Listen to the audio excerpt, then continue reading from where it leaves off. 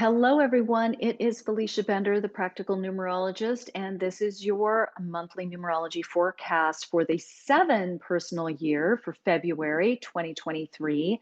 So, if you're not sure what personal year you are experiencing right now, take a look at the description box. There's a calculator explanation there. Otherwise, I am just diving right into the personal year.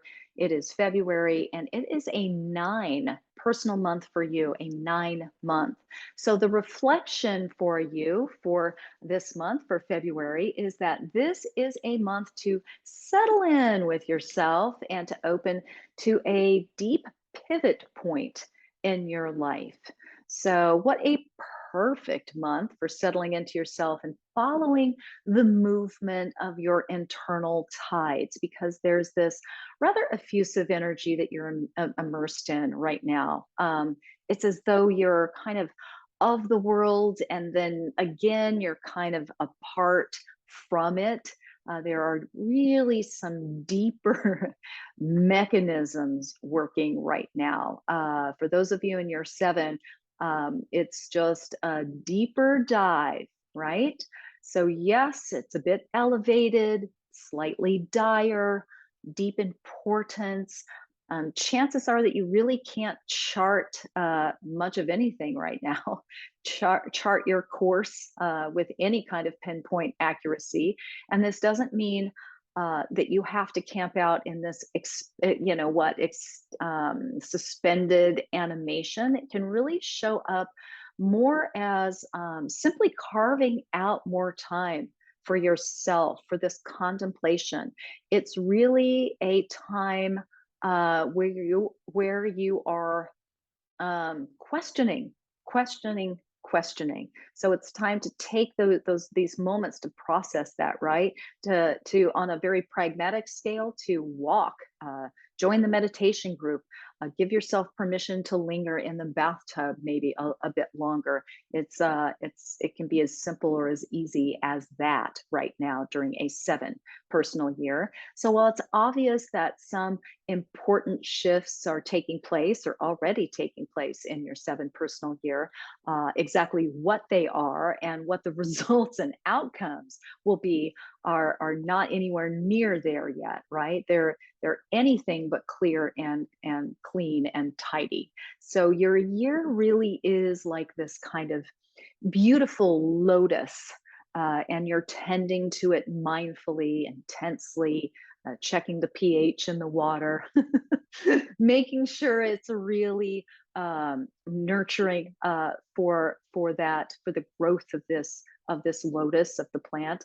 It's this gorgeous adventure, really, to delve into the depths and see what's there with you, inside of you, your true nature.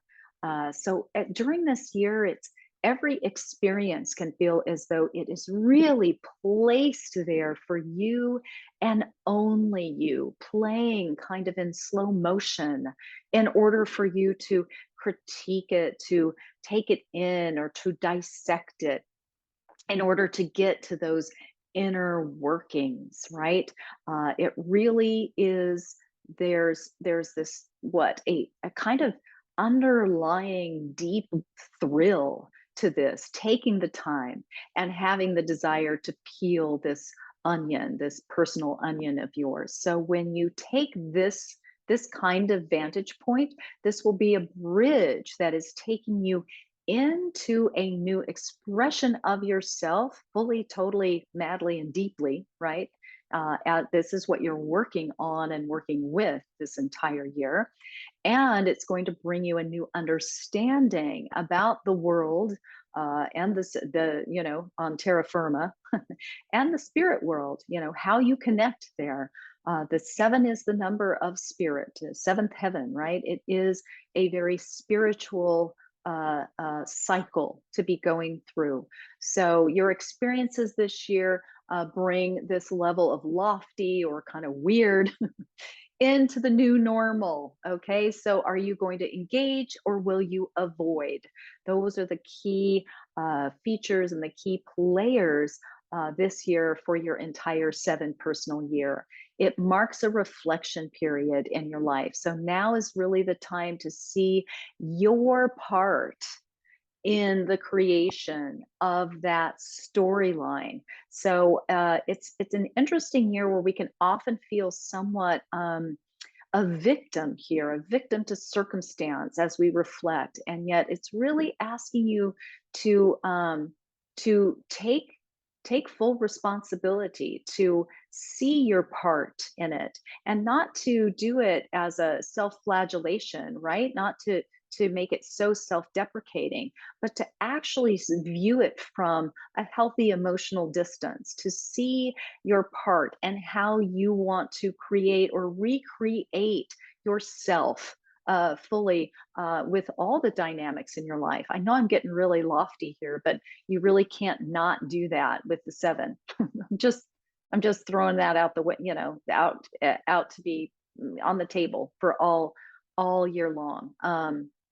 It really is the year to mull over what's next and then take a deep dive into how you really feel and who you really are on a soul level. And that's not just going to show up overnight. That is a deep, gradual process this year. So it will not surprise you that this will take, again, this a whole year long process for you to wade through your own psyche, make some plans, make some determinations for your ultimate pivot into this revised